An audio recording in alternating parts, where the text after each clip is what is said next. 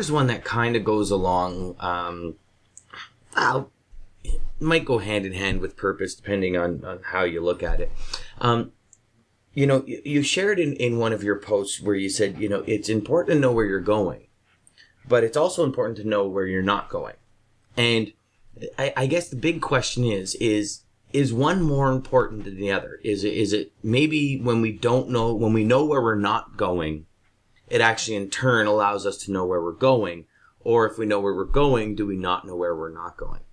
I think they kind of facilitate each other, right? So if I decide this is the track of my life, this is what I want to accomplish and create with my life, and I set that course, it's kind of like yeses and nos. When I do some writing for women, it's important for us to know our yeses and our nos. What are our yeses? I'm going to say yes to these things, and I'm going to say no to these things. So once I know where I'm going, then I should have a clear path and be able to say anything that doesn't feed into that. I talk about do your rituals support your dreams? So when you wake up in the morning, the habits and the things that you do they support where you're trying to go? And if not, they need to go.